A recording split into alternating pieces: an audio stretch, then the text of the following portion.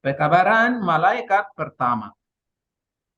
Kita akan membaca apa isi gulungan surat yang di tangan malaikat pertama yang terbang di tengah langit. Kalau kita bisa baca apa isi gulungan surat yang di tangan malaikat pertama yang terbang di tengah langit, maka kita akan menjadi golongan 5 gadis yang bijaksana.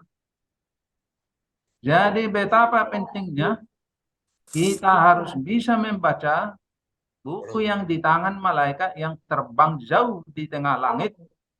Ajaib juga bukan? Kalau kita bisa melihat, membaca buku yang di langit, tentu ajaib dengan cara Tuhan. Ada caranya Tuhan untuk membaca buku yang di tangan malaikat itu yang akan kita lihat nanti. Membaca buku di tangan malaikat yang terbang jauh di tengah langit, memang ini suatu keajaiban lah bagi gadis bijaksana. Tetapi sebelum kita membaca buku yang di tangan malaikat itu, kita balik dulu ke pembahasan 2 sahabat lalu, karena masih ada 2 persoalan yang belum tuntas terjawab. Pertama mengenai logo. Mengapa harus ganti logo? Tujuannya apa? Perlu untuk diingat, kita harus percaya apa yang kita mengerti dan harus mengerti yang kita percaya mengenai pekabaran 3 malaikat. Kebenaran masa kini. Banyak kebenaran yang indah terdapat di dalam firman Allah, tetapi kebenaran masa kini itulah yang dibutuhkan kawanan domba itu sekarang. Tulisan-tulisan permulaan halaman 137.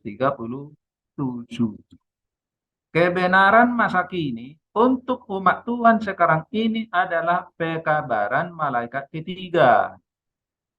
Pekabaran malaikat ketiga sudah termasuk pekabaran malaikat pertama dan pekabaran malaikat kedua.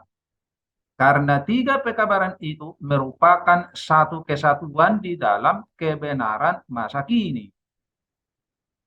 Kebenaran masa kini, banyak kebenaran yang indah terdapat di dalam firman Allah, tetapi kebenaran masa kini, pekabaran malaikat pertama, kedua, dan ketiga, itulah yang dibutuhkan kawanan domba itu sekarang. Tulisan-tulisan permulaan halaman 137. Tujuan seminar pekabaran 3 malaikat. 1. Adalah sebagai obat suam supaya kita menjadi dingin atau panas. Suam itu tidak dingin dan tidak panas. Artinya tidak gelisah mencari kebenaran dan tidak gelisah membagikan kebenaran. Jadi kalau kita sudah dingin, itu artinya kita gelisah mempelajari pekabaran 3 malaikat. Lalu panas, artinya gelisah membagikan pekabaran 3 malaikat itu. Inilah tugas kita sekarang di gereja MAK, untuk membuat orang-orang suam supaya dingin dan panas. Yang kedua, supaya gereja kita MAK kaya rohani. Kaya rohani maksudnya tidak lagi miskin, buta, dan telanjang. Yang ketiga, supaya tergolong menjadi 5 gadis bijaksana. Ingat, keselamatan itu adalah pilihan, bukan kebetulan.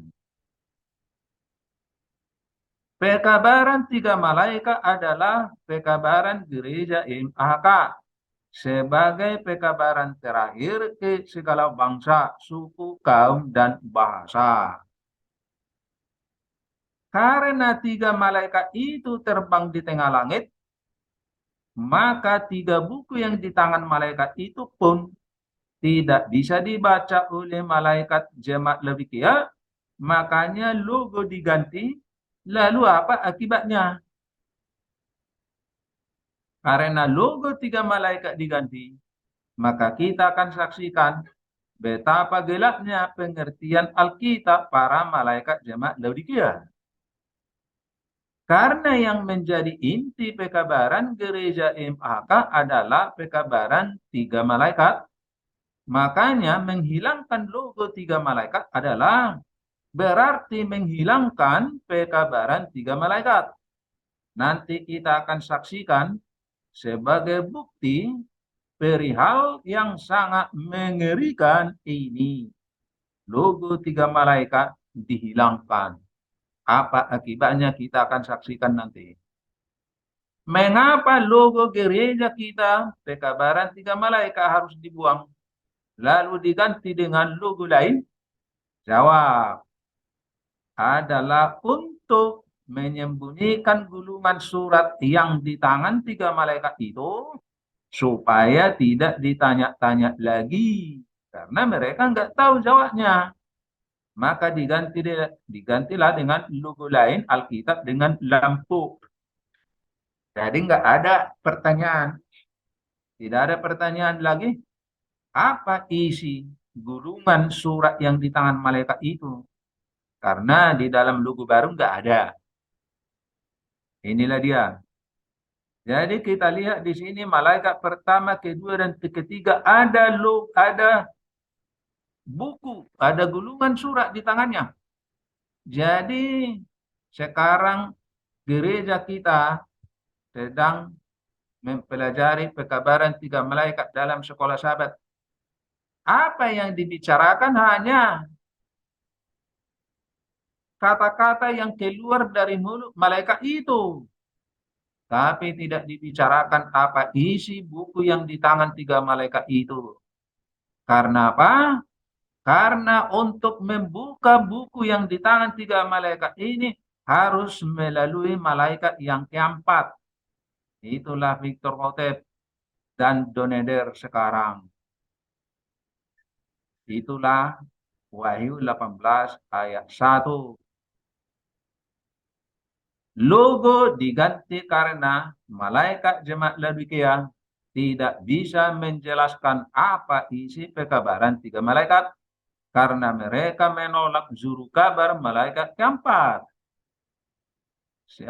Pekabaran malaikat pertama, juru kabarnya adalah William Miller. Malaikat kedua, William Miller juga. Malaikat ketiga adalah Ellen G. White. Kemudian pekabaran malaikat keempat dibukakan oleh Victor Hotep dan Doneder. Jadi inilah yang membuka pekabaran tiga malaikat itu dibuka oleh juru kabar malaikat keempat. Jadi malaikat yang keempat ini tidak punya pekabaran. Sesuai dengan Wahyu 18 ayat 1. Tapi dia menerangi bumi artinya menjelaskan pekabaran malaikat pertama, kedua, dan ketiga. Itu yang diungkap oleh juru kabar malaikat yang keempat. Kita baca dulu Yohanes 16 ayat 12 dan 13. Kita baca. Yohanes 16 ayat 12. Dikatakan begini.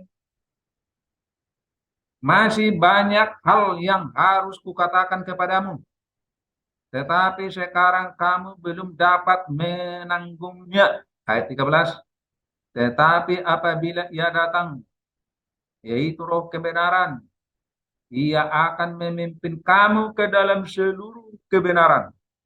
Sebab ia tidak akan berkata-kata dari dirinya sendiri. Tetapi segala sesuatu yang didengarnya, itulah yang akan dikatakannya. Dan ia akan memberitakan kepadamu hal-hal yang akan datang. Jadi dikatakan masih banyak kebenaran yang akan diungkap oleh hamba-hambanya. Itulah yang diungkap oleh William Miller, Ellen G. White, Victor Hotep, dan Doneder. Jadi tidak heran kita kalau masih ada kebenaran yang diungkap, yang belum diungkap di dalam kitab suci. Karena malaikat jemaat Laodikia menolak juru kabar malaikat yang keempat, maka mereka menjadi malang, melarat, miskin, buta, dan telanjang.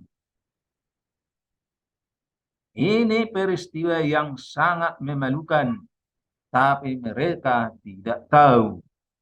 Jadi malang, melarat, ini adalah penyakit yang sangat parah. Ibarat kanker sudah stadium 4. Inilah yang harus diperbaiki, harus diobati. Masih ada obatnya, dikatakan. Nah, nanti kita akan lihat obatnya. Arti miskin adalah pengertian Alkitabnya miskin, contoh. Tidak percaya Yesus anak Allah. Alkitab mengatakan Yesus anak Allah. Tapi mereka mengatakan Yesus dan Allah adalah sama-sama ada, sama kuasa, sama derajat. Ini diambil dari gereja lain. Dua, tidak mengerti kerajaan batu dalam kitab suci adalah di bumi. Daniel 2 ayat 4. Batu itu katanya Yesus.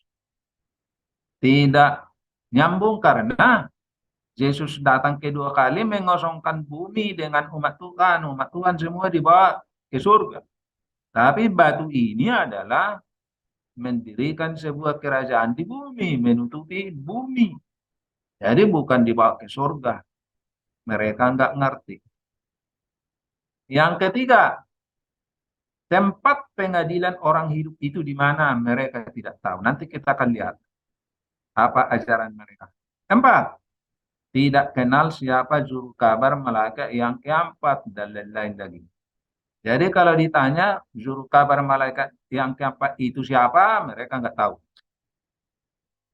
Buta, tidak bisa membaca nubuatan dalam kitab suci seperti kapan ayat-ayat ini akan digenapi. Matius 10 ayat 7. Datanglah kerajaan. Kerajaan surga sudah dekat. Di mana itu? Mereka bilang nanti di surga itu. Matius 6 ayat 10. Jadilah, datanglah kerajaanmu, jadilah kehendakmu di bumi dan di surga. Itu di mana? Di surga katanya. Matius 25 ayat 34 dikatakan, terimalah kerajaan yang disediakan bagimu mulai dari sejak dunia dijadikan. Ini katanya di surga. Padahal kerajaan yang dimaksud itu berdiri masih di tengah-tengah orang-orang jahat yang disebut sebagai kambing-kambing. Dan masih ada tanya jawab antara Yesus dengan domba-domba di dalam kerajaan dan kambing-kambing yang di luar kerajaan, masih ada tanya jawab. Jadi tidak mungkin di surga. Mereka nggak bisa lihat ini nubuatan. Ada kerajaan di bumi. Lukas 1 ayat 32 dan 33 mengenai Yesus, kerajaan Daud modern akan diberikan kepada Yesus. Mereka nggak mengerti apa-apa. Kita lihat lagi, telanjang. Tidak percaya harus sempurna hidup tanpa dosa. Maka mereka tidak malu melakukan dosa-dosa. Makan daging di hadapan umum. Memungut uang hari Sabat. Berlagu-lagu dunia. Waktu retreat. Dua, menggunakan acara dunia di gereja. Seperti hari Kartini, hari-hari ulang tahun, hari Valentine, dan lain-lain. Yang lebih parah lagi, yang ketiga, menyembah Trinitas. Tiga, menyembah Trinitas. Tiga Allah yang sama-sama ada, sama kuasa dan sederajat. Itu adalah sembahan gereja-gereja lain. Masuk di gereja kita. Tetapi mereka bukan tanpa harapan. Itu penyakit tadi, penyakit parah. Tetapi bukan mereka tanpa harapan. Karena bagi mereka masih tersedia solusi. Apa itu solusi? Kita lihat. Dikatakan Wahyu 3:18. Maka aku menasihatkan engkau, supaya engkau membeli daripadaku emas yang telah dimurnikan dalam api, agar engkau menjadi kaya, dan juga pakaian putih, supaya engkau memakainya, agar jangan kelihatan ketelanjanganmu yang memalukan. Dan lagi minyak untuk melumas matamu, supaya engkau dapat melihat. Wahyu 3 ayat 18. Dikatakan mereka harus beli emas murni, beli pakaian putih, beli minyak pelumas. Dan semua bahan yang harus dibeli itu sudah dibawa oleh malaikat keempat itu yang turun dari surga menerangi bumi. Wahyu 18 ayat 1. Dan sekarang kita tinggal beli. Artinya sekarang kita mempelajari kebenaran yang dibawa oleh malaikat yang keempat, mengungkap pekabaran 3 malaikat yang ada di dalam buku yang di tangan malaikat yang terbang di tengah langit. Seperti dikatakan, kemudian daripada itu aku melihat seorang malaikat lain turun dari surga. Ia mempunyai kuasa besar untuk umat Tuhan di bumi, menjadi terang oleh kemuliaannya.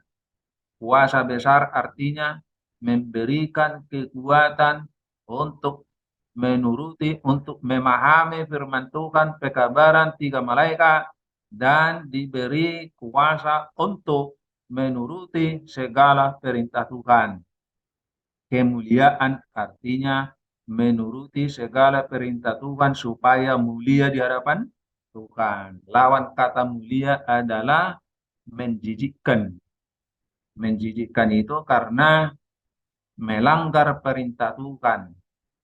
Jadi supaya mulia dituruti semua perintah Tuhan. Itu berada di dalam malaikat Wahyu 18 ayat 1. Itulah malaikat yang keempat. Belum semua yang memahami kebenaran ini. Pekabaran 3 malaikat maksudnya. Dan tidak akan dapat dipahami sampai gulungan firman Allah itu diungkapkan. 6 testimonies to minister, 6 testimonies for the church, halaman 17. Jadi belum semua memahami kebenaran pekabaran malaikat yang ketiga. Jadi kapan bisa kita pahami ialah apabila gulungan firman Allah itu diungkap. Inilah yang diungkap oleh malaikat yang keempat. Itu berarti pekabaran malaikat ketiga, pertama dan kedua, termasuk dapat dimengerti apabila gulungan firman Allah yang di tangan malaikat itu sudah diungkap oleh malaikat keempat. Sehingga penyakit Laodikia, miskin, buta, melarat, malang, miskin, buta, dan telanjang bisa menjadi sembuh total. Karena malaikat itu memiliki kuasa yang sangat besar. Jadi hanya juru kabar malaikat yang keempat yang bisa mengobati penyakit Laodikia, yang malang, melarat, miskin, buta, dan telanjang. Jadi orang-orang yang malang dan melarat, miskin, buta, dan telanjang diundang supaya belajar kepada juru kabar malaikat yang keempat, supaya penderitaan rohani mereka terobati. Pekabaran malaikat ketiga memilih gandum. Dikatakan, kemudian saya melihat malaikat yang ketiga, malaikat yang membawa saya berkata kepada saya, pekerjaan itu menakutkan, tugasnya memang hebat. Ia adalah malaikat yang akan memilih gandum dari lalang dan memeteraikan atau mengikat gandum untuk lumbung surgawi. Nah, jadi pekabaran malaikat ketiga ini adalah memeteraikan. Jadi, kalau sudah membeli barang-barang yang dikatakan tadi dalam pekabaran malaikat tadi, memeteraikan artinya sudah melaksanakan semua penyakit itu, sudah terobati semua penyakit, sudah hidup tanpa dosa maksudnya, mengikat gandum untuk lumbung surgawi. Jadi, pekabaran malaikat ketiga inilah yang membawa kita bisa masuk ke dalam lumbung surgawi. Ini yang memeteraikan, ini yang membuat menjadi gandum. Supaya kita menjadi gandum, maka kita harus paham pekabaran malaikat ketiga. Supaya kita bisa paham pekabaran malaikat ketiga, maka kita harus mengenal malaikat yang keempat. Siapa juru kabarnya? Artinya, supaya kita menjadi kaya, supaya kita bisa melihat, supaya kita berpakaian tidak telanjang lagi, maka kita harus belajar pekabaran malaikat ketiga. Dari siapa? Dari Victor Hotep dan saudara Doneder, supaya kita termeterai dan terikat menjadi gandum. Karena tadi dikatakan, kemudian saya melihat malaikat yang ketiga, memilih gandum dari lalang dan memeteraikan atau mengikat gandum untuk lumbung surga. Tulisan-tulisan permulaan halaman 226. Jadi ingat, tugas pekabaran malaikat ketiga adalah untuk memeteraikan atau mengikat gandum untuk lumbung surga. Jadi supaya kita menjadi gandum, kita harus paham pekabaran malaikat ketiga. Supaya paham pekabaran malaikat ketiga, kita harus kenal juru kabar malaikat keempat, Victor Hotep dan Doneder. Jika tidak, akan hilang menjadi lalang. Inilah pekabaran tiga malaikat. Pekabaran malaikat pertama dibawakan oleh William Miller. Pekabaran malaikat kedua dibawakan oleh William Miller juga. Pekabaran malaikat ketiga dibawakan oleh Ellen G. White. Tetapi yang diajarkan oleh tiga juru kabar ini masih masih yang keluar dari mulut tiga malaikat ini. Belum mengungkap buku-buku yang di tangan malaikat itu. Karena yang mengungkap buku-buku yang di tangan malaikat itu adalah malaikat yang keempat, Wahyu 18 ayat 1. Dan itu digenapi oleh juru kabarnya adalah Victor Hotep dan Doneder. Tadi kita sudah baca Yohanes 16 ayat 12 sampai 13.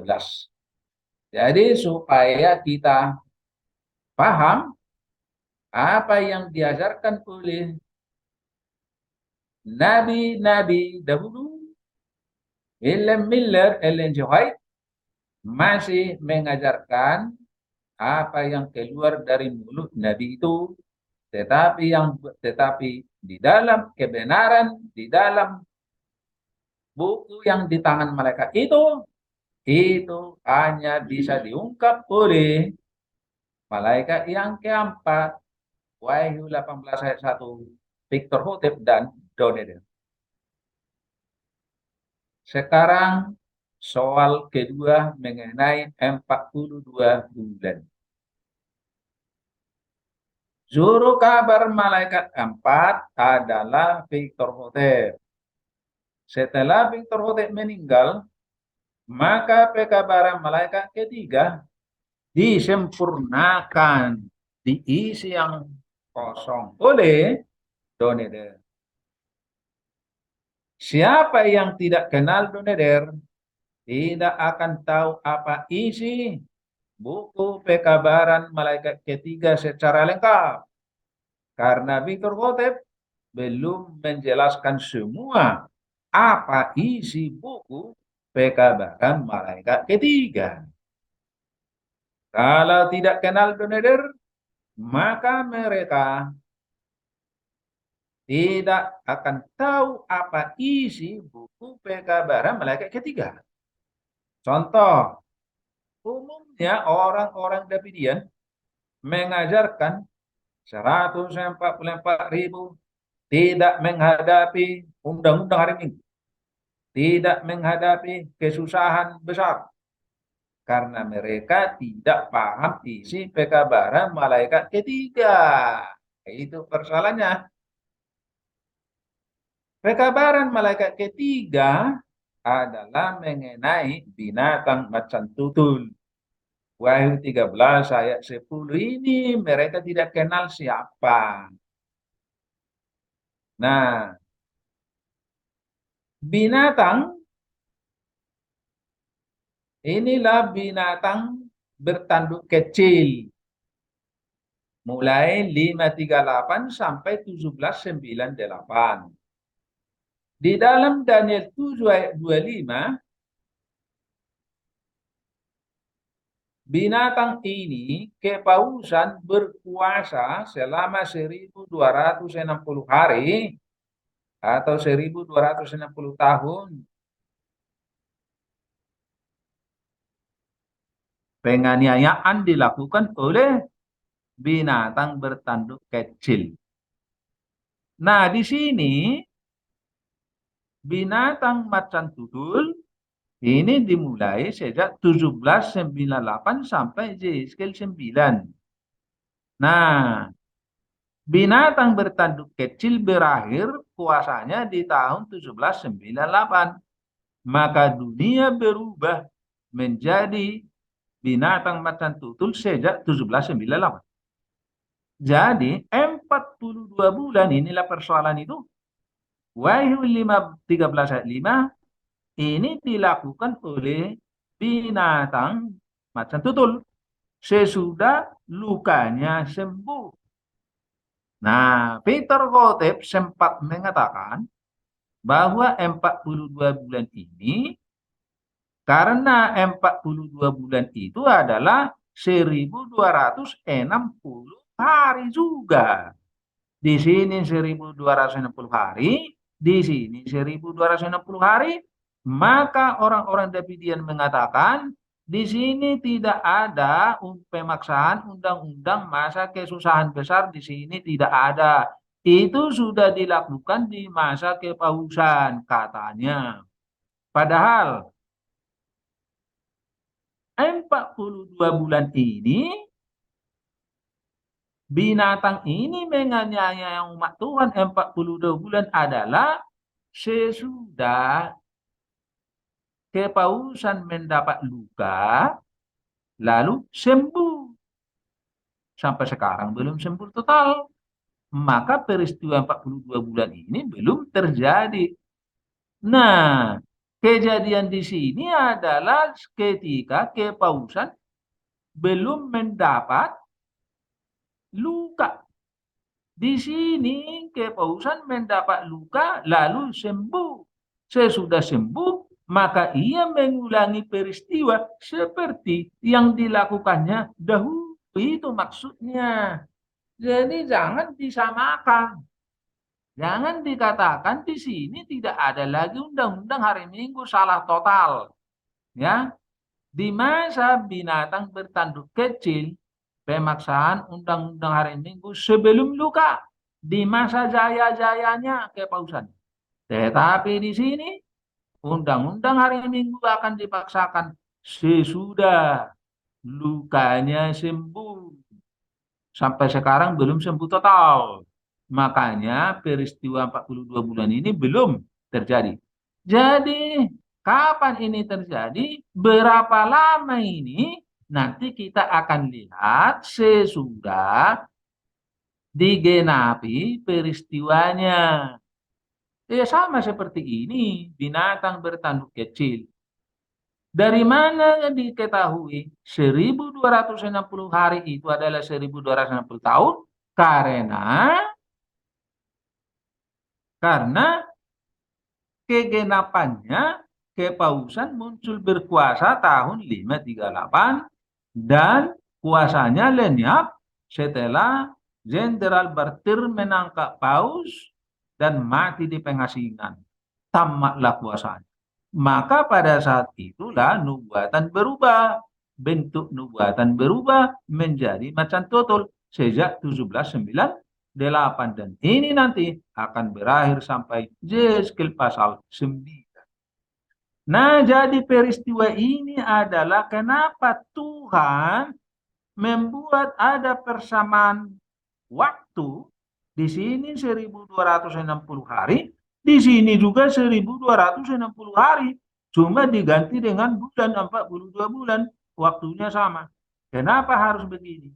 Itu untuk memisahkan lalang dan gandum di tengah-tengah Davidian. Itu maksudnya. Karena itu sangat jelas tidak bisa dibantah. 42 bulan itu adalah di masa binatang macan tutul masih di depan. Karena sembuh total dulu. Nanti kita akan pelajari pekabaran malaikat ketiga. Apa artinya sembuh total? Ya, karena luka ini, karena kepala kepausan ini dilukai 3 tahap, nanti akan sembuh juga 3 tahap. Tahap terakhir sembuh adalah ketika 7 kepala bersatu dengan 10 tanduk. Nanti kita akan pelajari di masa pekabaran malaikat ketiga. Jadi saya kira sampai di sini ini sudah jelas ya mengenai 42 bulan.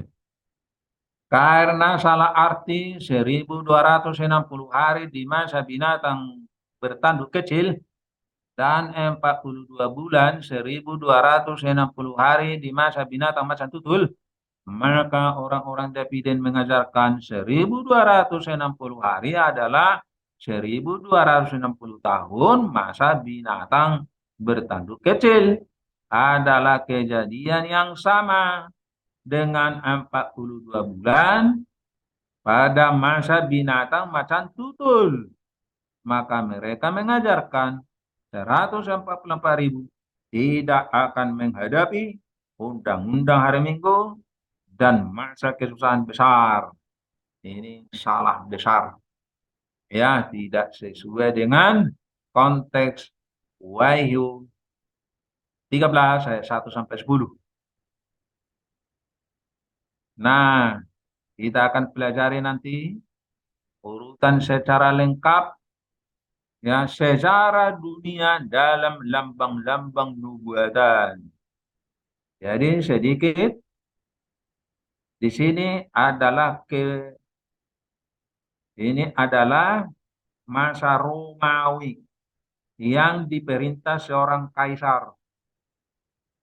Nah, kemudian pada masa kaisar ini masih ada, di sini diangkat seorang uskup untuk memerintah, memimpin gereja-gereja Katolik. Tetapi ada 3 raja yang menolak. Ada 3 raja yang menolak. Nah, kemudian setelah kaisar di sini diturunkan oleh barbarian, orang-orang barbar membunuh kaisar di sini, maka uskup tadi naik menjadi paus, memerintah menjadi pemerintah menggantikan kaisar. Itulah permulaan adanya adanya tanduk kecil meruntuhkan 3 raja. Sampai ke akar-akarnya katanya. Sampai sekarang itu hilang 3 raja itu. 3 kerajaan itu. Nah, jadi inilah 1260 tahun itu menyiksa umat Tuhan. Di sini lagi akan menyiksa umat Tuhan setelah lukanya sembuh. Ya, nanti kita akan pelajari sampai seterusnya di masa pekabaran malaikat ketiga. Baik, sekarang kita teruskan dengan pekabaran malaikat pertama Wahyu 14 ayat 6 dan 7. Dikatakan, dan aku melihat seorang malaikat lain terbang di tengah-tengah langit, dan padanya ada Injil yang kekal. Injil yang kekal ini apa? Kita lihat nanti. Untuk diberitakannya kepada mereka yang diam di atas bumi, dan kepada semua bangsa dan suku dan bahasa dan kaum. Wahyu 14 ayat 6. Kemudian ayat 7 dikatakan, dan ia berseru dengan suara nyaring, takutlah akan Allah, muliakanlah Dia, karena telah tiba saat penghakimannya. Dan sembahlah Dia yang telah menjadikan langit dan bumi, dan laut, dan semua mata air. Wahyu 14 ayat 7. Nah, jadi Injil yang kekal maksudnya adalah mengenai pengadilan di surga. Untuk memutuskan nasib seseorang, apakah akan mendapat hidup kekal atau akan mendapat kematian yang kekal. Itulah maksudnya Injil yang kekal. Jadi yang dimaksud dengan hari penghakiman adalah hari pengadilan di surga. Untuk pengadilan kepada orang mati dan pengadilan kepada orang hidup. Jadi Injil yang kekal adalah mengenai hari pengadilan. Untuk memeriksa catatan kehidupan seseorang. Apakah layak untuk masuk surga atau harus masuk ke api neraka.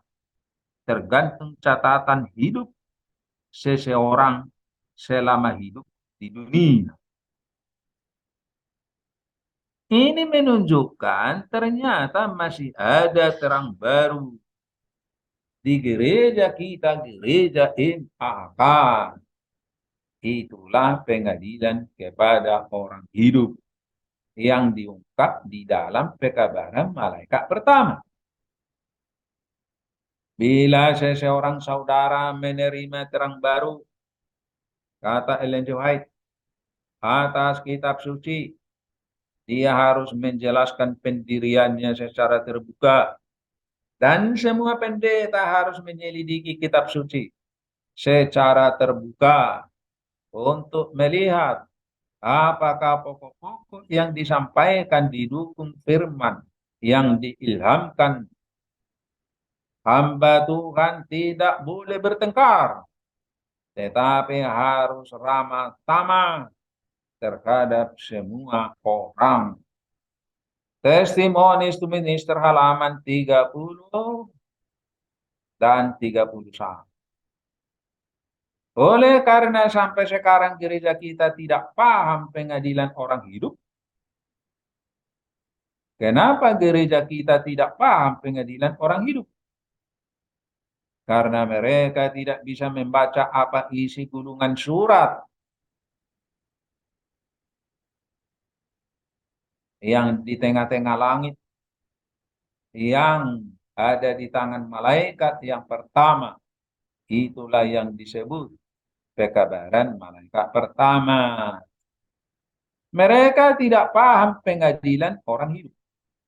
Karena isi gulungan surat yang di tangan malaikat yang pertama, yang terbang di tengah langit itu adalah mengenai pengadilan orang hidup. Tahu dari mana kalau gereja kita tidak paham pengadilan orang hidup? Tahu dari mana kita? Kita bisa tahu dari eskatologi, urutan nubuatan yang dibuat oleh General Conference Seventh Day Adventist yang seperti ini. Ini dia. Kronologi of last day event.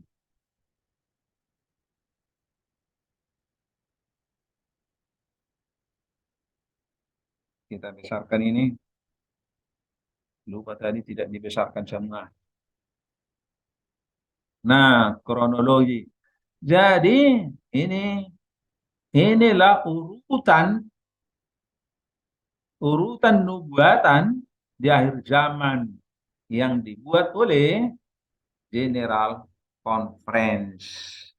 Ya, the time of the end, ya, masa akhir zaman.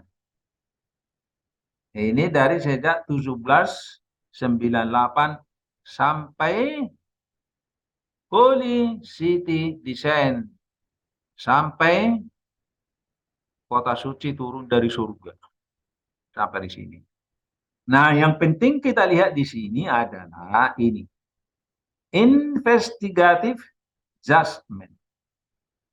Ya, hari penghakiman. Jadi hari penghakiman itu mulai dari sejak 1844 sampai close of probation. Tutup pintu kasihan di sini. Tutup pintu kasihan di sini adalah Yesus keluar dari bilik yang maha suci. Maka tertutuplah pintu kasihan. Nah, jadi mulai dari sejak 1844 sampai tutup pintu kasihan inilah judgment investigation. Investigative judgment. Ya. Maksudnya hari pengadilan. Tetapi di sini tidak ada batas pengadilan kepada orang mati itu sampai kapan, pengadilan orang hidup itu mulai kapan. Nah, akhir semuanya, awal semuanya 1844, akhir semuanya di sini close probation, tutup pintu kasihan. Nah, kapan mulai, kapan berakhir pengadilan orang mati, nggak ada di sini petunjuk. Kapan mulai pengadilan orang hidup, tidak ada petunjuk. Berarti tidak ada pengadilan orang mati. Ya, itu tersirat tapi tidak tertulis. Nah, artinya begini. Sekarang kalau di sini tidak ada pengadilan, artinya di sini tidak ada pengadilan orang hidup. Kalau ada pengadilan orang hidup di sini, maka pada masa Seven Day Last Pledge, pada masa 7 bala, ya, pada masa 7 bala tidak ada ini. Time of Judge Trouble. Time of Jacob's Trouble. Kepicikan Jakub. Di sini ada death decree, ya, putusan hukuman mati kepada umat Tuhan. Di sini great time of trouble. Jadi kesusahan besar di sini sesudah close of probation. Artinya close of probation adalah akhir dari pengadilan kepada orang hidup. Di masa orang hidup diadili, ketika orang hidup diadili apa yang terjadi di masa pengadilan orang hidup. Mari kita baca Daniel 7, Daniel 7 ayat 27 kita baca. Maka mulai dari 26 ya, atau 25 kita baca ya, 25, mulai 25. Ia akan mengucapkan perkataan yang menentang yang maha tinggi dan akan menganiaya orang-orang kudus milik yang maha tinggi. Ia berusaha untuk mengubah waktu dan hukum, dan mereka akan diserahkan ke dalam tangannya selama 1 masa dan 2 masa dan setengah masa. Inilah kepausan dahulu. Ya. Nah, kemudian ayat 26. Lalu majelis pengadilan akan duduk dan kekuasaan akan dicabut daripadanya untuk dimusnahkan dan dihancurkan sampai lenyap.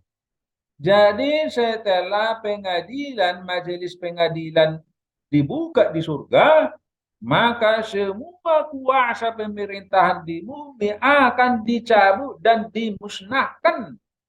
Ya. Sekarang ayat 27. Daniel 7 ayat 27 dikatakan, maka pemerintahan, kekuasaan, dan kebesaran dari kerajaan-kerajaan di bawah semesta langit akan diberikan kepada orang-orang kudus. Akan diberikan kepada orang-orang kudus. Umat yang maha tinggi.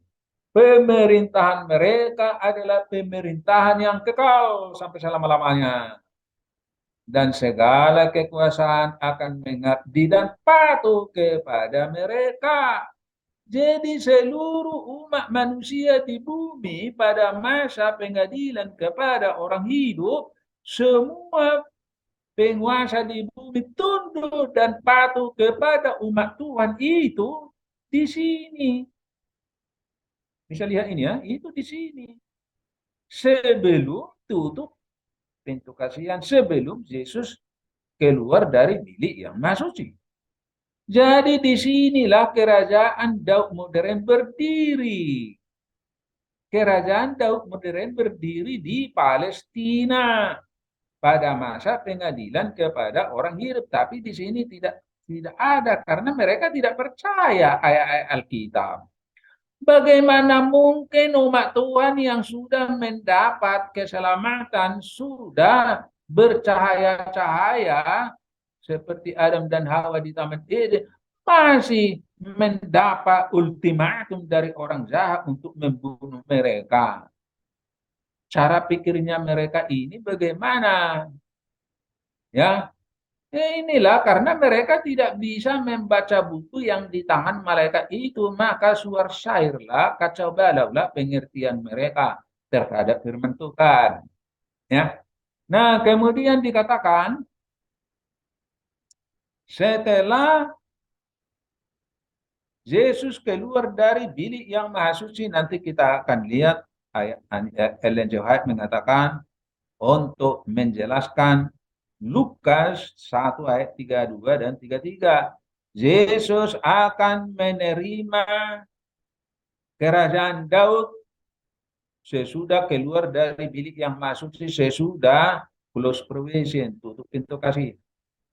Jadi di masa 7 bala, umat Tuhan tidak menghadapi aniaya, tidak mungkin. Tetapi umat Tuhan menyaksikan pesta nikah di surga. Ya, ada pesta nikah di surga. Itu yang disaksikan oleh umat Tuhan di bumi. Bukan menderita oleh orang-orang jahat di sini. Orang-orang jahat di sini menerima 7 bala, nggak ada hubungan itu dengan umat Tuhan. Tetapi ada tertulis, orang-orang jahat yang menerima 7 bala ini, mereka marah kepada umat Tuhan yang sudah berada di dalam kerajaan. Lalu mereka mengumpulkan senjata, mereka mau menghancurkan kerajaan Daud itu karena mereka mengatakan tidak ada temboknya, tidak ada pintu penjaga itu. Dikira mau bisa dihancurkan itu. Tetapi apa yang terjadi? Mereka saling membunuh. Lalu mereka pada mati. Itu bisa kita saksikan Di dalam Zakaria pasal 14. Di dalam Yehezkel pasal 38, 39. Itu bisa kita baca itu. Jadi umat Tuhan tidak bisa diganggu di masa tujuh bala. Tapi orang jahat yang berusaha mau membunuh umat Tuhan itulah yang akan hancur sendiri. Ya, barulah kedatangan Yesus yang kedua. Jadi ini sangat jelas ya. Nah sekarang kita ringkaskan bentuk yang tadi supaya tidak rudut, supaya mudah melihatnya. Jadi inilah investigative judgment, artinya masa penghakiman. Ya, ini itu adalah tujuh bala. Nah, dikatakan kesusahan besar ada di sini. Dikatakan death decree, pengumuman untuk membunuh umat Tuhan ada di sini. Sehingga mereka menjadi susah, mendapat aniaya, tapi itu tidak ada. Jadi ada firman Tuhan yang disembunyikan oleh Tuhan dari malaikat jemaat Laodikia sesuai dengan Matius 11 ayat 25. Ya, firman Tuhan itu disembunyikan dari orang pintar dan bijak. Ini dia, disembunyikan karena mereka suam, miskin, buta, dan telanjang. Kemudian,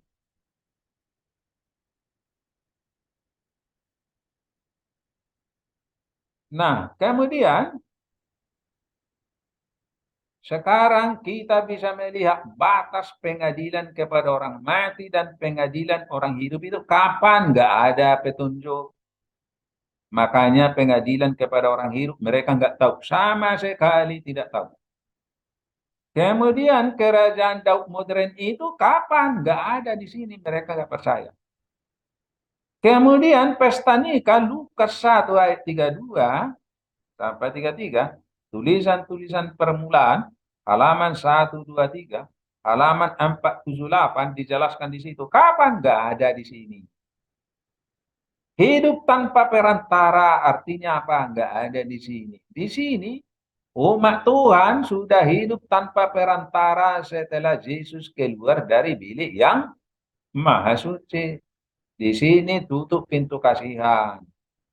Yesus keluar dari tempat yang maha suci, maka di sini umat Tuhan sudah hidup tanpa dosa, kembali seperti Adam dan Hawa, bercahaya, melihatnya orang jahat takut, nggak bisa dekat.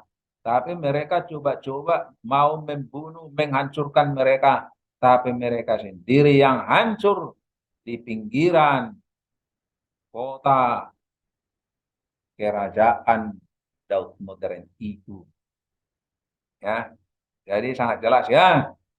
Inilah perbedaan orang-orang yang tidak tahu membaca buku yang di tengah langit dengan kita yang sudah membaca buku yang di tengah langit itu melalui juru kabar malaikat keempat Victor Hotep dengan saudara Doneder. Jelas ya? Baik, kita teruskan. Ternyata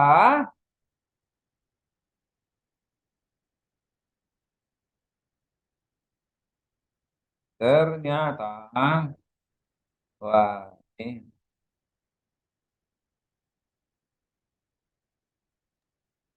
pendeta gereja kita tidak tahu apa yang akan terjadi pada masa pengadilan orang hidup. Ya, pendeta gereja kita tidak tahu apa yang akan terjadi pada masa pengadilan orang hidup. Yaitu satu, pada masa pengadilan orang hidup, umat Tuhan akan menjadi penguasa di seluruh muka bumi. Segala kekuasaan akan mengabdi dan patuh kepada umat Tuhan. Daniel 7 ayat 27. Dibaca lagi. Dua, kerajaan Daud modern. Kerajaan Daud modern akan berdiri di muka bumi di Yerusalem, Palestina pada masa pengadilan orang hidup sesuai dengan Hosea 3 ayat 4 sampai 5, Yeremia 33 ayat 14 sampai 28, Yeskel 34 ayat 23 sampai 24, Yeskel 37 ayat 24 sampai 25, Yeremia 23 ayat 5 sampai 8, Zakaria 12 ayat 19, Amos 9 ayat 11 dan 12, Ibrani 8, banyak ya. Banyak, Ibrani 8 ayat 10 sampai 12, banyak lagi. Nah, masih banyak lagi ayat-ayat petunjuk kerajaan Daud modern akan berdiri di Palestina.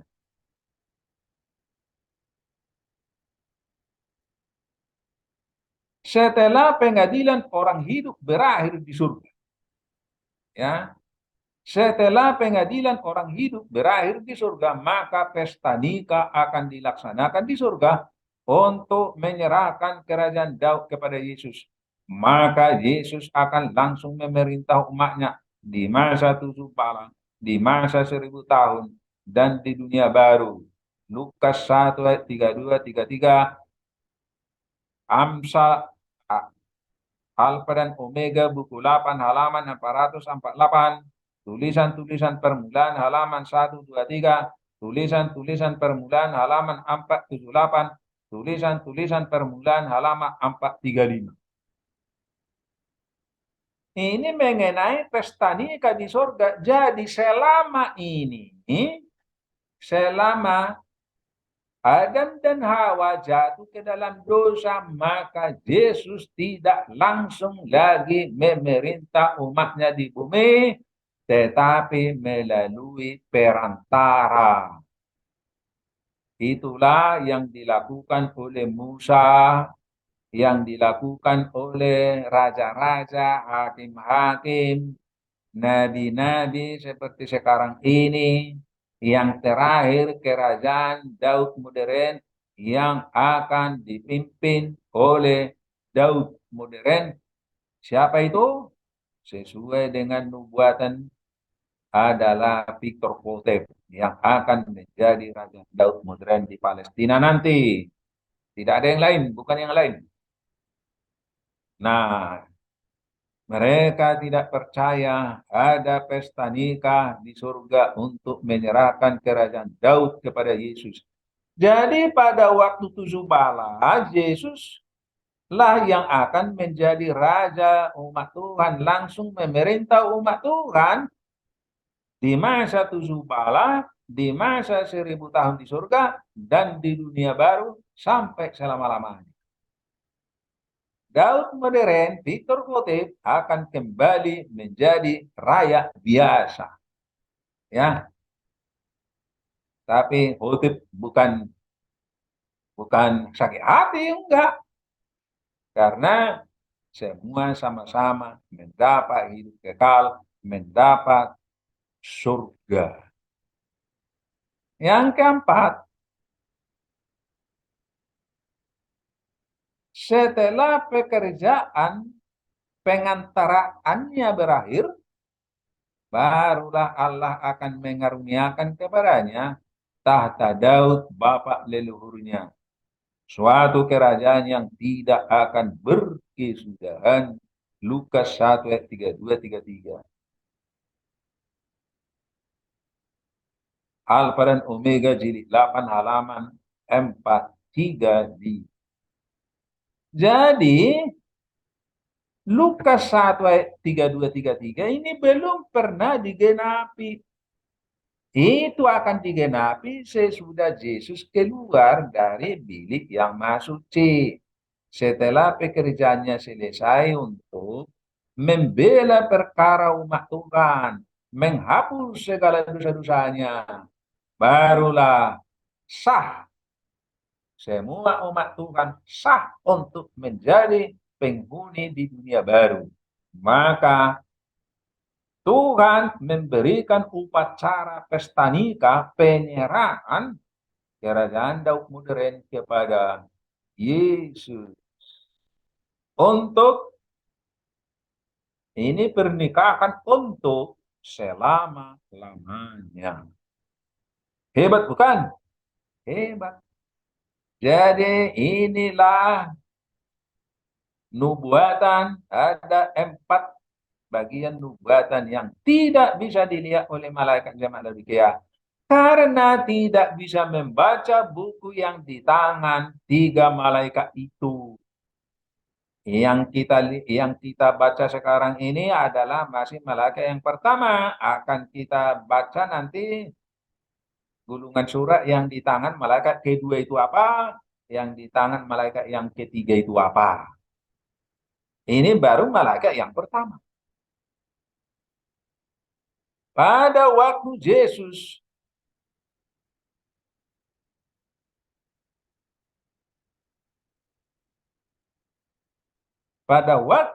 melakukan pengantarannya di surga untuk membela umatnya di bumi pada masa pengadilan orang hidup.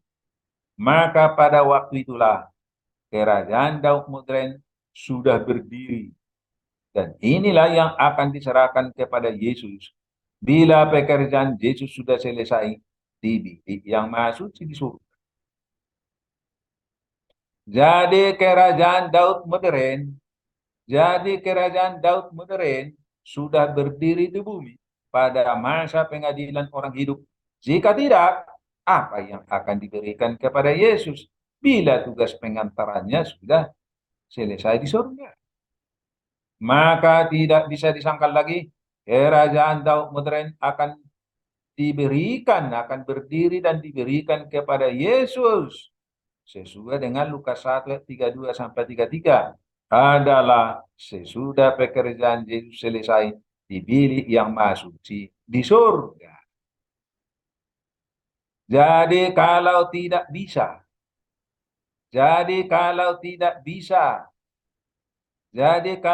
bisa melihat urutan nubuatan yang benar di dalam kitab suci, maka mereka itulah yang disebut sebagai gadis bodoh di gereja MAHK. Tetapi kalau kita dapat melihat nubuatan di dalam kitab suci, maka itulah sebagai tanda bahwa kita adalah termasuk gadis yang bijaksana. Nah, sekarang kita teruskan dengan pengadilan orang hidup. Sebagai isi dari gulungan surat yang di tangan malaikat yang pertama itu. Sekarang pengadilan orang hidup inilah yang menjadi terang baru di gereja MAK. Ellen G. White tidak tahu di mana tempat pengadilan orang hidup. Karena yang mengalami kematian tidak harus tahu pengadilan orang hidup. Jadi, kalau kita mati besok, tidak harus tahu pengadilan orang hidup. Tetapi kalau kita masih hidup sesudah berakhir pengadilan orang mati, maka kita harus pelajari sekarang pengadilan orang hidup. Jika kita masih hidup sesudah berakhir pengadilan orang mati, tetapi tidak paham pengadilan orang hidup, maka kita akan gagal jadi gadis bijaksana lalu binasa dalam pembantaian Yeskiel pasal 9. Maka kita harus pelajari sekarang pengadilan orang hidup, karena pengadilan orang mati dan pengadilan orang hidup pelaksanaannya jauh berbeda. Karena disinilah letaknya rahasia yang mana 5 gadis guru, yang mana 5 gadis bijaksana di gereja MAHK.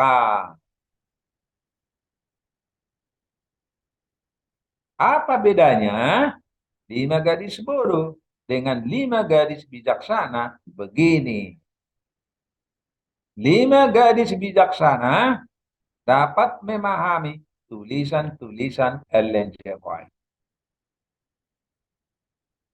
yang mengatakan pada waktu, kita ulangi, pada waktu kitab-kitab catatan dibuka dalam pengadilan, kehidupan semua orang percaya kepada Yesus diperiksa kembali di hadapan Allah. Dimulai dengan mereka yang pertama hidup di dunia, Adam dan Hawa. Pembela kita menghadapkan setiap kasus, setiap generasi, dan diakhiri dengan yang masih hidup. Yang masih hidup. Alfa dan Omega buku 8 halaman 505. Ini 2 kali hidup. Pada waktu, ulangi, pada waktu kitab-kitab, pada waktu kitab-kitab catatan dibuka di pengadilan, dimulai dengan mereka yang pertama hidup di dunia, Adam dan Hawa. Pembela kita menghadapkan setiap kasus, setiap generasi, dan diakhiri dengan yang masih hidup. Ini tadi sudah kita baca. Ini maksudnya. Di tahun 1844, mulailah pengadilan kepada orang mati. Kemudian akan berlanjut kepada pengadilan orang hidup. Ini yang tidak ada tadi di eskatologinya pendeta kita dari General Conference. Pengadilan di surga ada 2 bagian, ada 2 masa, pengadilan orang mati, pengadilan orang hidup. Sampai kapan pengadilan orang hidup? Sampai kapan pengadilan orang mati? Sampai kapan pengadilan orang mati akan kita pelajari nanti. Kapan dimulai pengadilan orang hidup akan kita pelajari nanti. Orang mati diadili secara in absentia, tidak hadir di depan majelis pengadilan surga, karena mereka diadili ketika mereka di dalam kubur.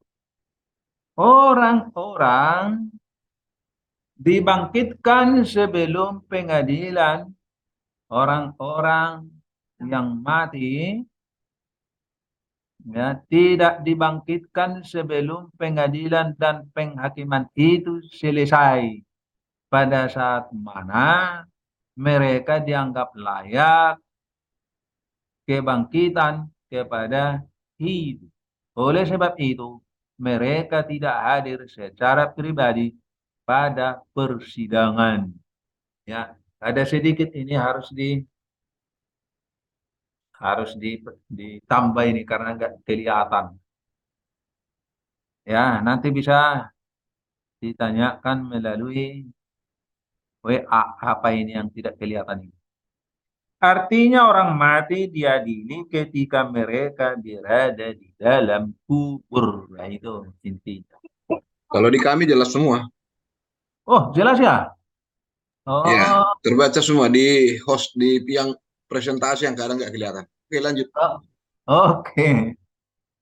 Setiap nama, nah, di situ bisa dibaca ya, diperiksa dengan teliti, ada nama yang diterima, ada nama yang ditolak.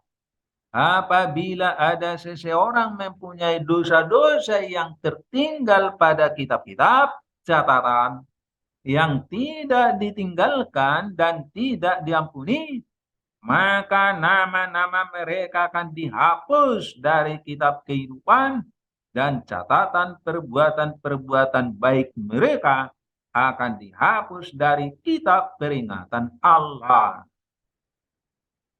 Wah, hebat juga ya. Semua yang Nah, tolong dibaca di situ. Semua yang Saya baca ya. Semua yang sungguh-sungguh bertobat dari dosa oleh iman mengakui darah Kristus sebagai korban pendamaian mereka, berarti mereka telah memperoleh kemampuan atas nama mereka dalam kitab-kitab sorga. Oleh sebab mereka telah mengambil bagian dalam kebenaran Kristus dan tabiat mereka didapati sesuai dengan hukum Allah dan dosa-dosa mereka dihapus dan mereka sendiri akan dianggap layak menerima kehidupan kekal. ya, Alfa dan Omega buku 8 halaman 505. Oh, di sana jelas ya. Hanya di sini yang ketutup oleh apa ini? Tanda-tanda. Satu garis di atas. Artinya kita harus menyesal dan bertobat dari segala dosa kita melalui kuasa iman dan doa. Seperti yang di kayu salib bersama Yesus. Barulah kita bisa diputuskan selamat pada masa pengadilan orang mati. Nah, jadi kalau ada orang sakit yang sudah tua, maka kita harus nasihatkan supaya mengingat segala dosa-dosanya, supaya menyesal dan bertobat seperti yang bersama Yesus di kayu salib. Orang jahat yang mati di kayu salib, Yesus mengatakan, engkau akan bersama dengan aku di paradise setelah ia mengakui segala dosa-dosanya. Begitulah semua orang mati. Kalau diakui segala dosanya, maka semua dosanya itu akan dihapus di masa pengadilan kepada orang mati. Ini perlu kita ingat. Siapa tahu kita akan menyusul. Jadi, kalau orang mati diadili di dalam kubur, tetapi orang-orang hidup akan diadili di tempat kudus yang tanpa dosa sesuai dengan Yesaya 52 ayat 1, Wahyu 15 ayat 3 sampai 4, Yeremia 31 ayat 31 sampai 34, Yeremia 50 ayat 18 sampai 20, Ibrani 8 ayat 10 sampai 12 dan banyak lagi ayat-ayat lain. Oleh sebab itu kita harus hidup tanpa dosa dulu supaya kita bisa mendapatkan hak praduga tidak berdosa.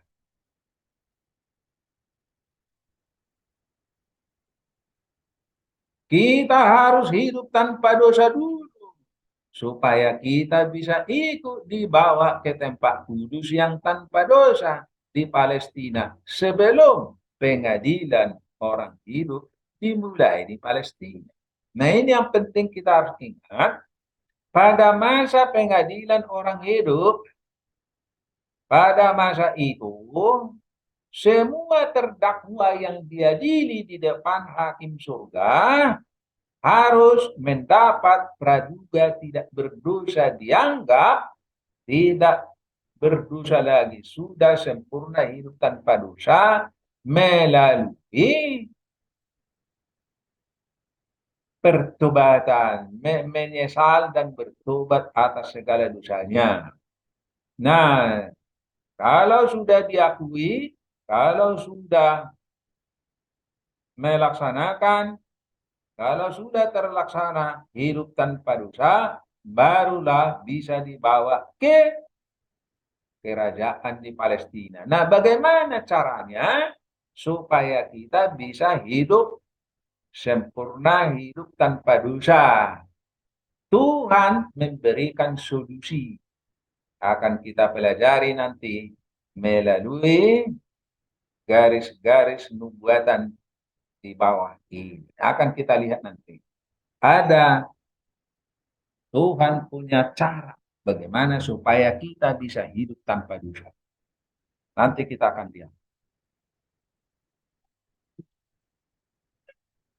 Seperti di pengadilan dunia, seorang terdakwa di depan hakim dianggap tidak bersalah sekalipun orang sudah mati dibunuh. Contohnya begini. Terdakwa diperiksa.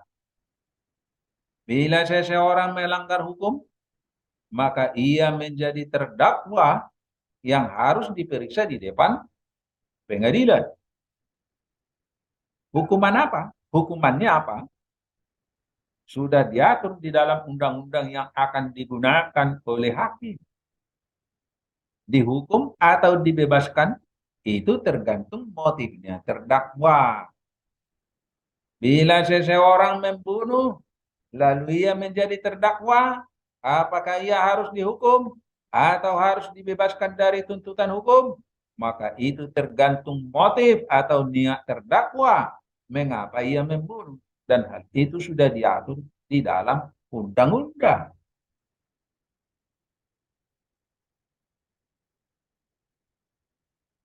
Contoh, seorang polisi menembak perampok dan mati karena polisi diancam perampok itu dengan golok.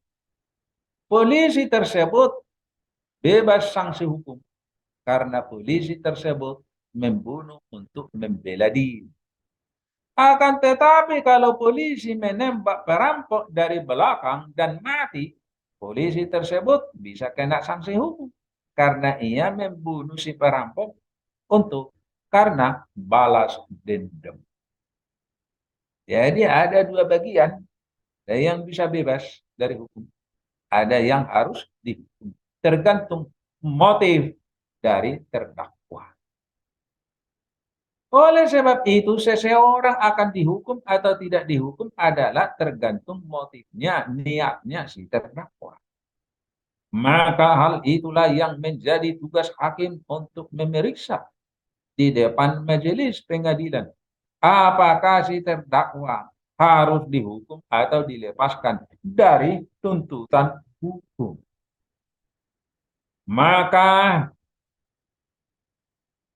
Maka seperti itu jugalah dengan pengadilan di surga. Ada yang harus dibebaskan dari hukuman mati dan ada yang harus dihukum mati di api neraka. Jadi tergantung motifnya terdakwa. Apakah si terdakwa harus dihukum mati atau dibebaskan dari hukuman mati? Oleh sebab itu, untuk melihat niat apakah terdakwa baik atau jahat, Tuhan memberikan kesempatan supaya menyesal dan bertobat dari segala dosanya sesuai dengan Yesaya 1 ayat 18, 1 Yohanes 1 ayat 9, 1 Yohanes 3 ayat 3, lalu menjadi hidup tanpa dosa melalui kuasa iman dan doa. Matius 5 ayat 48, 1 Yohanes 2 ayat 6, 1 Yohanes 3 ayat 6 dan 9, 1 Yohanes 5 ayat 18, semua ini harus dibaca nanti, diputar karena kita tidak sempat lagi. Maka semua dosanya akan dihapus dan diputuskan untuk selamat masuk surga. Tetapi bagi mereka yang menolak himbauan Tuhan supaya menyesal dan bertobat dari segala dosanya, maka mereka inilah akan diputuskan tidak selamat masuk surga dan akan dihukum mati melalui api neraka karena niat mereka adalah jahat di mata Tuhan karena tidak mau bertobat. Jadi ternyata di pengadilan surga juga ada tersirat praduga tidak berdosa. Sesuai dengan ayat-ayat ini. Dibaca nanti. Artinya, semua orang yang berdosa,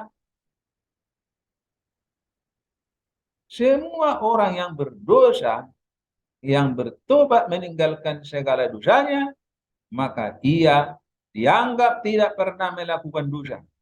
ia dianggap sempurna hidup tanpa dosa, lalu mendapat hak praduga tidak berdosa di hadapan majelis pengadilan surga.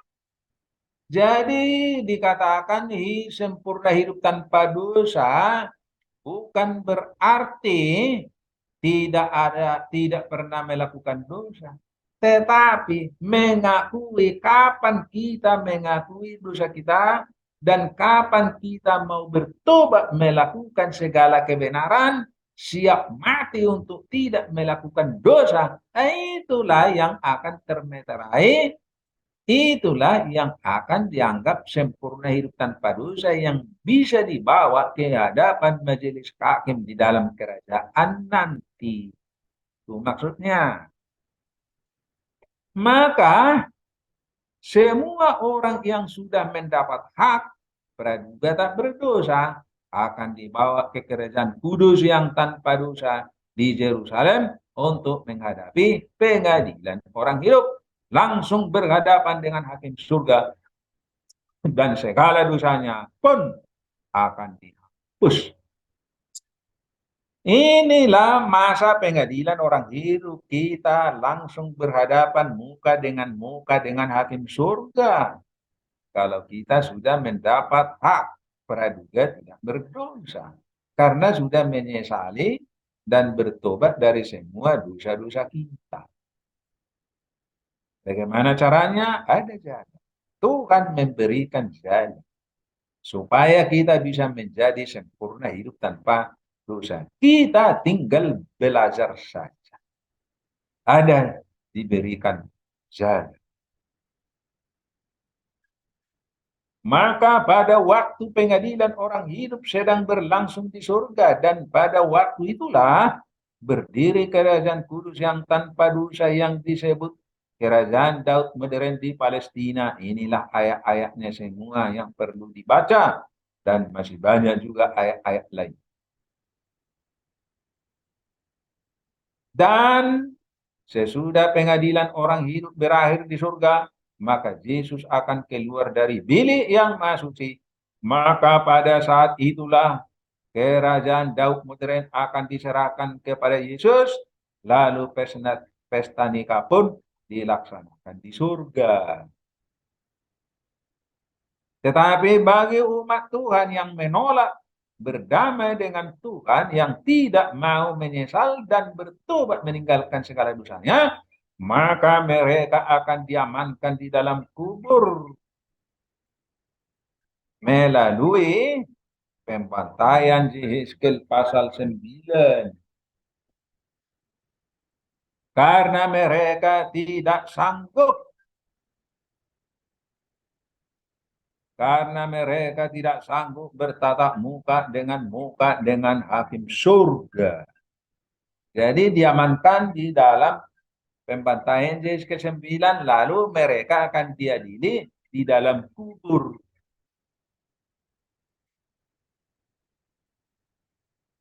Setelah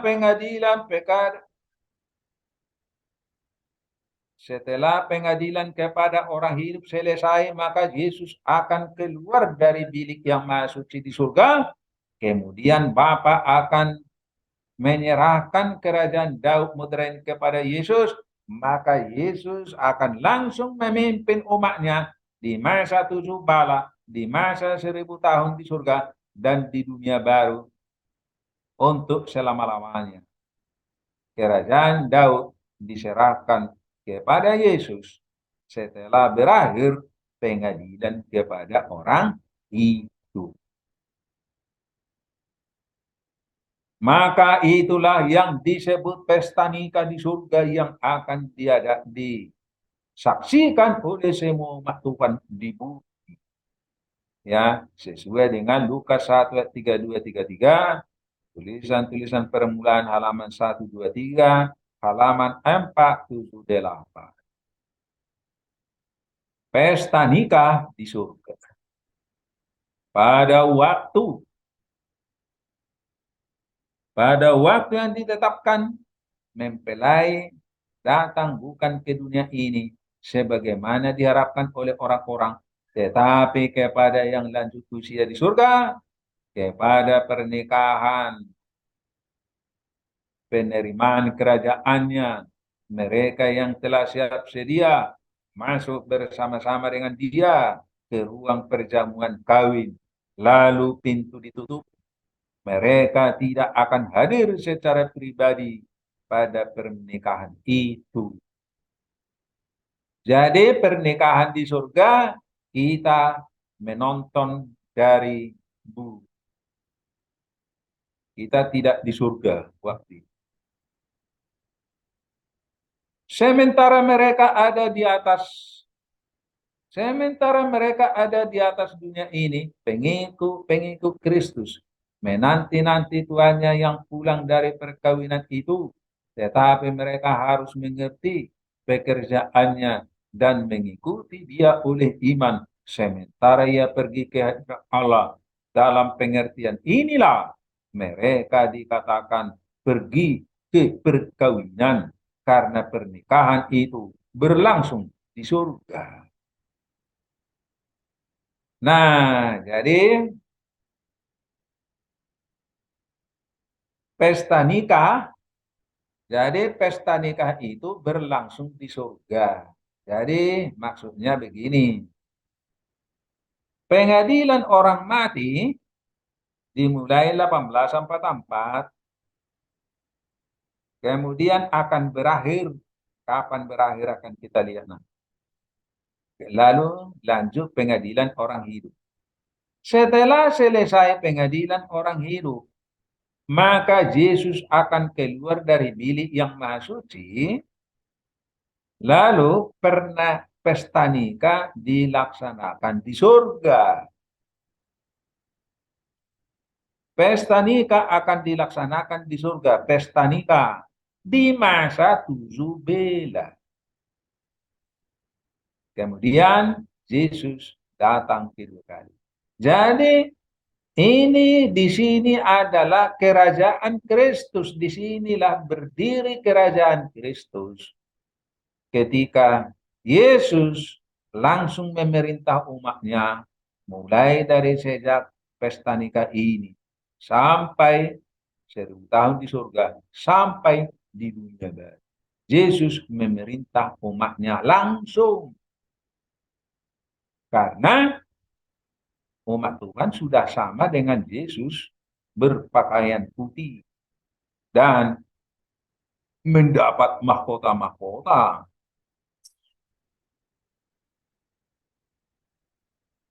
Baik,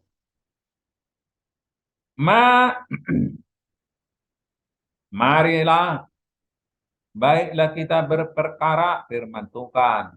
Sekalipun dosamu merah seperti kermiji, akan menjadi putih seperti salju. Sekalipun berwarna merah seperti kain kesumba, akan menjadi putih seperti bulu domba. Yesaya 1 ayat 18. Nah, ini tadi kita sudah baca. Tolong dibaca dulu ini. Satu garis saja. Setelah pekerjaan pengantaraannya berakhir, barulah Allah akan mengaruniakan kepadanya, dan seterusnya. Ya. Jadi setelah pekerjaan pengantaran Yesus berakhir di surga, maka barulah Allah akan mengaruniakan kepadanya tahta Daud, bapa leluhurnya, suatu kerajaan yang tidak akan berkesudahan, sesuai dengan Lukas 1:32 sampai 33. Jadi berarti di masa pengadilan orang hidup, kerajaan Daud sudah berdiri di Palestina.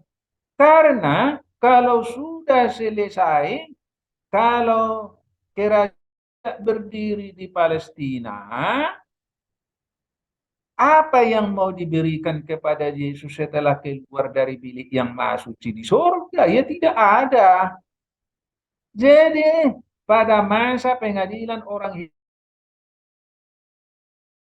hidup, kerajaan Daud sudah berdiri. Kerajaan Daud inilah yang disahkan sah sebagai penghuni surga untuk selama-lamanya. Itulah pekerjaan Yesus di surga, di bilik yang maha suci, membela perkara orang-orang suci ini, menghapus segala dosa-dosanya, lalu siaplah dinikahkan kepada Yesus.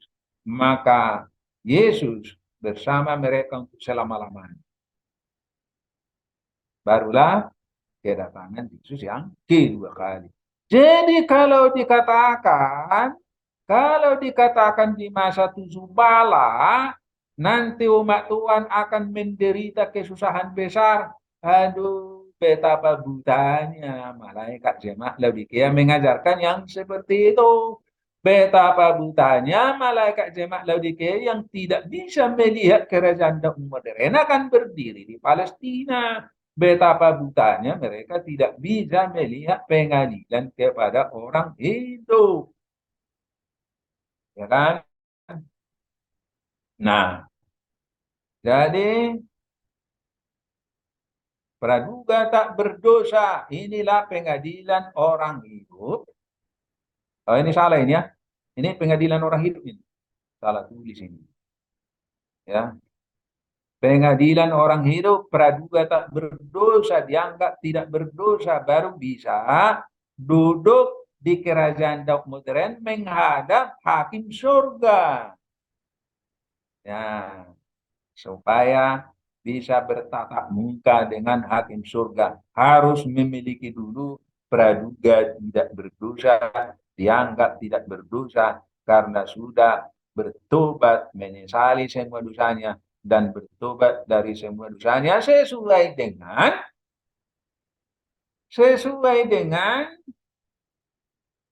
Yesaya 1 ayat 18, 1 Yohanes 1 ayat 9, 1 Yohanes 3 ayat 3. Ya, itu sangat jelas.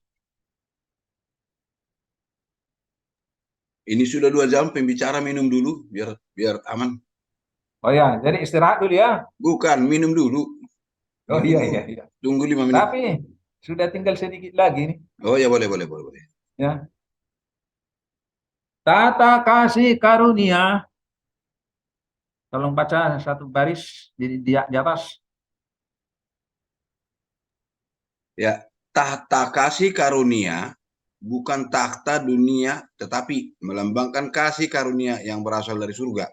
Ya, karena ada tahta menyatakan ada kerajaan. Jadi karena dikatakan tahta karena ada kerajaan. Ya, ada tahta Daud, berarti ada kerajaan Daud, itu maksudnya. Inilah kerajaan bagi umat Tuhan yang berasal dari surga di masa pengadilan orang hidup sebelum Yesus keluar dari bilik yang maha suci. Mereka, tolong baca satu baris.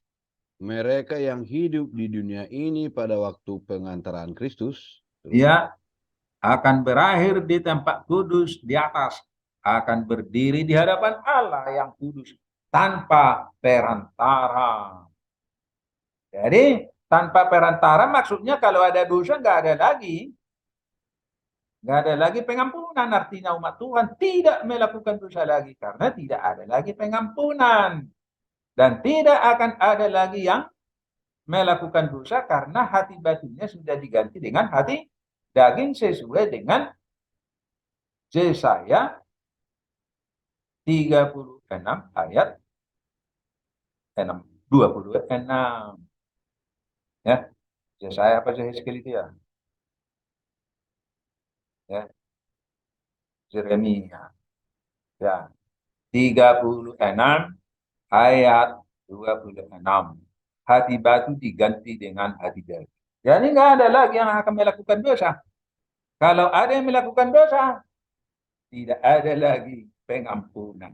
Makanya orang-orang jahat tidak ada lagi yang, makanya di masa tujuh bala nggak ada lagi pengampunan, nggak ada lagi yang kalau mau bertobat nggak ada lagi kesempatan. Jadi hidup tanpa dosa artinya harus hidup tanpa dosa sesudah pengadilan kepada orang hidup sudah berakhir di surga. Hidup tanpa dosa, hidup tanpa perantaraan artinya harus hidup tanpa dosa sesudah pengadilan orang hidup sudah berakhir di surga. Jadi nggak ada lagi dosa maksudnya. Nggak ada lagi dosa. Kalau ada dosa, nggak ada pengampunan. Ya, jadi di sini in absentia pengadilan kepada orang mati, in absentia pengadilan kepada orang hidup harus pengadilan kepada orang hidup harus memiliki hak praduga tidak berdosa karena sudah menyesal dan bertobat dari segala dosanya.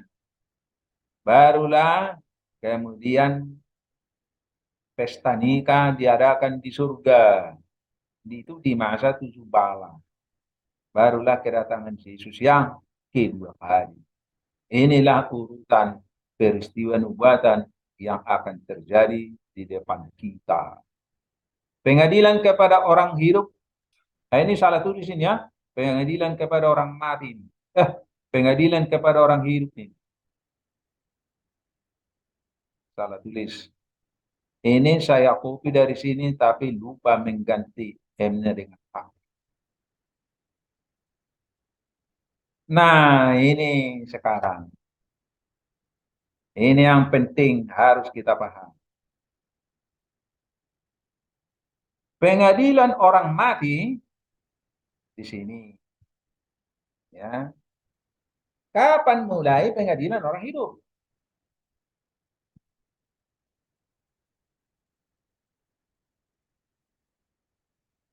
Ya, minum dulu. Kapan mulai pengadilan orang hidup? Nah, pengadilan hidup karena kita di depan hakim surga di masa pengadilan orang hidup. Ya, ini untuk gereja dan dunia. Ada 2 pengadilan orang hidup ke gereja dan dunia. Sesuai dengan 1 Petrus 4 ayat 17. Di masa pengadilan orang hidup, umat Tuhan yang diadili itu harus memiliki praduga tidak berdosa. Harus bertobat dari segala dosanya. Sempurna hidup tanpa dosa. Caranya bagaimana? Di sini. Di sini ada yang namanya pra-peradilan. Pra-peradilan ini dikatakan, marilah kita berperkara. Nah itu pra-peradilan itu. Tuhan mengatakan, marilah kita berperkara. Kalau dosamu merah seperti kermiji akan saya buat putih seperti salju. Kalau itu merah maka akan saya buat putih seperti bulu domba. Artinya, betapa besarnya pun dosa-dosa kita. Kalau kita mau berdamai dengan Tuhan, meninggalkan segala dosa itu, akan diputihkan segala dosa. Akan dianggap tidak ada. Itu bisa kita lakukan untuk hidup tanpa dosa adalah setelah pengadilan kepada orang mati sudah berakhir, maka berhentilah orang mati. Orang mati akan berhenti pada masa empak angin ditahan. Apa artinya empak angin ditahan? Karena ada ancaman perang dahsyat di Yerusalem. Maka pada masa itulah kita akan mendapat kesusahan besar mulai. Ya, masalah ekonomi, masalah ini karena melihat perang akan pecah, perang dunia ketiga akan pecah, belum seperti perang yang sekarang. Sekarang juga sudah banyak menderita di Eropa, di tempat lain. Pengaruhnya ke kita Indonesia hanya kecil. Di tempat lain gawat. Nah, seperti yang di tengah lain itu juga kita akan hadapi nanti di masa perang, ancaman perang dunia ketiga. Artinya begini. Maksudnya begini. Pada waktu rasul-rasul disuruh supaya berdoa karena musuh sudah dekat. Lalu Yesus pergi untuk berdoa. Dia pulang melihat murid-muridnya tidur. Bangun, bangun, bangun. Musuh sudah dekat. Berdoa tadi, berdoa. Yesus pergi untuk berdoa. Dia balik lagi, tidur lagi. Yesus pergi, balik, tidur lagi. Bangun, bangun, bangun. Kenapa mereka tidak bisa berdoa? Karena mereka pikir untuk apa berdoa? Musuh di depannya. Nggak ada musuh Yesus yang bisa mengalahkan Yesus. Pikirnya mereka, maka tidak ada persoalan, maka mereka tidak. Beda dengan pada waktu Yesus membawa mereka ke Bukit Zaitun. Lalu dikatakan, berbahagialah kamu. Lalu diangkat tangannya memberkati semua murid-muridnya. Kemudian pelan-pelan kakinya naik dari bumi. Pelan-pelan, pelan-pelan, sampai tidak kelihatan. Maka mereka menjadi terkejut dan terheran-heran melihat ke atas, padahal nggak ada lagi kelihatan Yesus. Tapi mata mereka masih melihat ke atas. Lalu malaikat datang, ngapain lihat-lihat ke atas? Begitu dia naik, begitu dia turun, nanti kalian akan lihat. Pergilah ke Yerusalem. Setelah mereka mendengar pergi ke Yerusalem, barulah mereka sadar solusinya apa. Karena mereka sedang ketakutan, diancam, dihukum mati oleh orang-orang Yahudi. Itu yang mereka takutkan kalau Yesus tidak ada. Tapi mereka ada solusi. Mereka lari ke Yerusalem untuk berdoa dan mereka bisa berdoa 10 hari. Tadi disuruh berdoa 5 menit tidak sanggup, malah mereka tidur. Sekarang mereka berdoa 10 hari. Lalu dipenuhi dengan roh. Maka mereka siap menghadapi apapun yang akan terjadi. Nyawa mereka siap diserahkan untuk Yesus. Begitulah juga kita nanti di masa empat angin ditahan, artinya ada ancaman perang dunia ketiga di Yerusalem. Maka pada saat itulah kita tidak tahu berapa lama, tapi kita sudah tahu pada saat itulah kita akan berdoa maksimum, berdoa dan berdoa sampai termeterai, sampai hidup tanpa dosa. Kemudian sesudah kita termeterai semua, karena ancaman hukuman, ancaman perang dahsyat, maka empat angin pun dilepas. Untuk apa? Untuk membuktikan apakah kita sudah siap mati untuk tidak melakukan dosa. Apabila kita sudah termeterai hidup tanpa dosa, maka kita sudah siap mati untuk tidak melakukan dosa. Inilah empat angin dilepas. Disinilah hukuman mati akan dibuat kepada kita. Tapi tidak ada yang akan mati. Sesuai dengan Wahyu 9 ayat 6. Tidak ada yang mati karena kita nanti akan dibawa ke kerajaan kudus yang tanpa dosa setelah Yesus menginjakkan kakinya di Bukit Zaitun. Maka terjadilah gempa bumi terutama di Yerusalem. Maka terjadilah di sana lubang-lubang raksasa menutupi semua gedung-gedung raksasa yang ada di sana. Lalu ditutup dengan tanah segar dari Bukit Zaitun, ditutuplah semua dataran Yerusalem, siap untuk tempat kerajaan berdiri, siap untuk dibawa umat Tuhan yang mau dibunuh tadi, dibawa ke Yerusalem untuk mendirikan kerajaan Daud modern di sana. Jadi kita sudah tahu bagaimana caranya Tuhan memberikan solusi supaya kita bisa hidup tanpa dosa. Sebelum Yesus naik ke surga, sebelum Yesus ditangkap, kita bisa lihat rasul-rasul betapa banyak dosa-dosanya, bersalahan menuju. Tetapi setelah berdoa 10 hari, barulah mereka mendapat kuasa Roh Suci. Barulah mereka siap melakukan segala apa yang diperintahkan Tuhan, siap mati untuk tidak melakukan dosa. Begitulah nasib kita di depan. Kalau kita siap mati untuk Tuhan, kita tidak mati karena kita sudah di ujung jalan. Kalau rasul-rasul mati karena mereka masih jauh perjalanan. Kalau mereka tidak mati, ya susahlah mereka hidup tua sampai sekarang. Ya, tapi karena kita sudah di ujung jalan, maka kita tidak akan mati.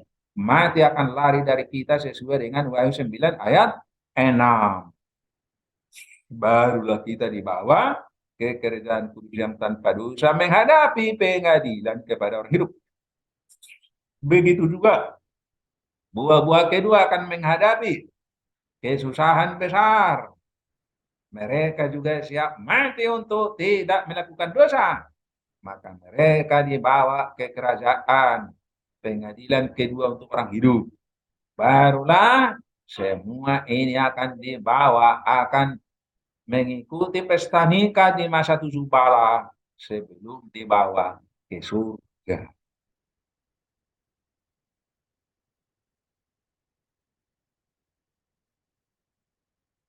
Jadi apakah wujud pekabaran malaikat pertama itu? Wujud pekabaran malaikat pertama adalah mengenai pengadilan di surga untuk orang mati dan orang hidup. Orang mati diadili ketika mereka di dalam kubur. Orang hidup diadili di tempat kudus yang tanpa dosa di kerajaan Daud modern di Yerusalem, Palestina.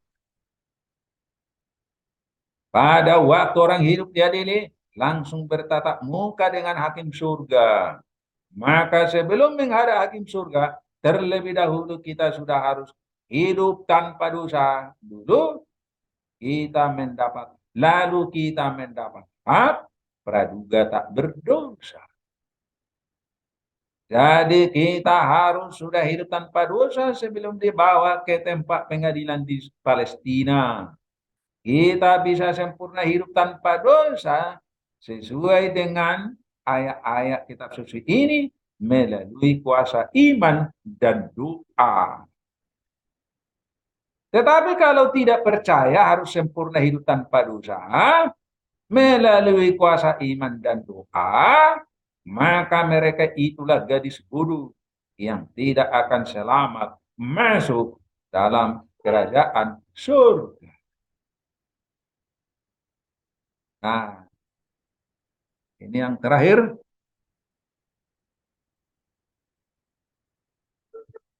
Undang-undang hari Minggu. Disinilah undang-undang hari Minggu pada Wahyu kegenapan Wahyu 9 ayat 6. Kemudian umat Tuhan kedatang di sini Yesus datang sesuai dengan Daniel 12 ayat 1, Zakaria 14 ayat 4. Yesus datang untuk membawa umat Tuhan ke kerajaan Daud modern di Palestina. Kemudian gereja MAK dosanya dihapus. Nama gereja MAK pada waktu ini sudah hilang. Karena sudah terjadi di ke-9, gereja MAK sudah hilang. Setelah lalu berdirilah kerajaan kudus yang tanpa dosa di Palestina. Kemudian ada lagi, terjadi lagi undang-undang hari Minggu yang kedua. Nah, Yesus datang di sini sesuai dengan Wahyu 14 ayat 1. Untuk memimpin 144.000 menginjil ke segala bangsa. Dan mereka yang dari dunia itu akan menghadapi undang-undang hari Minggu lagi. Kemudian Yesus datang, Yesus naik ke surga, lalu dosa dihapus untuk dunia. Dosa dihapus, keluar dari Babel. Ini orang-orang yang keluar dari Babel, dari dunia. Dosa-dosa mereka dihapus. Lalu kemudian pesta nikah di surga pada masa 7 bala, perang Harmagedon. Nah, disinilah perang Harmagedon. Ya, perang Harmagedon di masa 7 bala, umat Tuhan mau diperangi. Lalu mereka yang harus lenyap. Nah, barulah kedatangan Yesus yang kedua kali.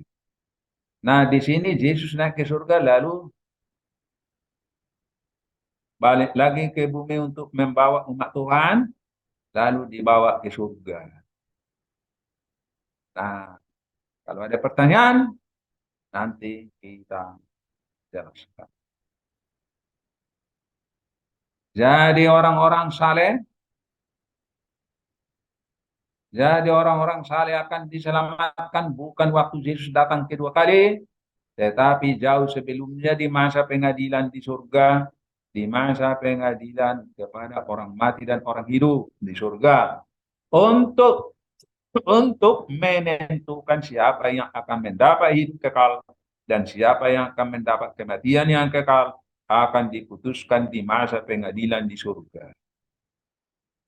Jadi Yesus datang kedua kali bukan untuk menyelamatkan, tetapi untuk memberikan upah bagi orang-orang saleh yang sudah hidup, yang sudah diputuskan selamat di pengadilan surga jauh sebelum Yesus datang kedua kali.